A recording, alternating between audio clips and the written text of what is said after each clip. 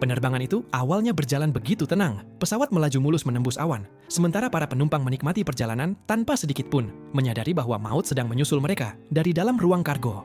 Di antara ratusan koper, sebuah ponsel yang masih terhubung ke pengisi daya tiba-tiba mengalami korsleting.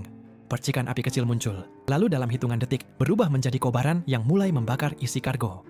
Badan pesawat mulai bergetar. Para penumpang mengira itu hanya turbulensi biasa. Tidak ada yang tahu. Kebakaran sedang terjadi tepat di bawah kaki mereka. Di ruang kokpit, alarm darurat langsung berbunyi. Sang kapten segera menyadari sumber masalah berasal dari ruang kargo. Ia mencoba mengaktifkan sistem pemadam otomatis. Namun api sama sekali tidak berhasil dikendalikan. Kapten mengirim 2 kru untuk memadamkannya secara manual. Begitu pintu kargo dibuka, mereka langsung disambut kobaran api yang sudah membesar. Mereka baru saja mulai memadamkan api. Tapi sebuah peti karg tiba-tiba bergeser menghantam ke arah mereka. Keduanya langsung melompat menghindar.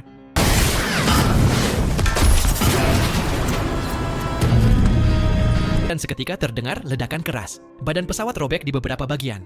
Angin bertekanan tinggi menerobos masuk, membuat para penumpang berteriak histeris. Sebagian bahkan tersedot keluar bersama puing-puing pesawat. Dengan sisa kendali yang ada, kapten berusaha menurunkan ketinggian sambil meminta bantuan ke bandara terdekat. Namun kerusakan pesawat sudah terlalu parah. Tidak mungkin lagi mencapai landasan. Tak punya pilihan lain, kapten mengambil keputusan paling berbahaya dalam hidupnya. Melakukan pendaratan darurat di tengah laut sebelum pesawat meledak di udara. Semua orang menundukkan kepala. Beberapa detik kemudian, pesawat menghantam permukaan laut dengan keras hingga badan pesawat pecah menjadi beberapa bagian. Benturan itu menewaskan sebagian besar penumpang. Mereka yang selamat pun mengalami luka serius dan terpisah di atas potongan-potongan badan pesawat yang terapung di tengah lautan. Setelah mengamati situasi, kapten teringat satu harapan terakhir. Alat pemancar sinyal darurat berada di bagian tengah bangkai pesawat, cukup jauh dari tempat mereka bertahan.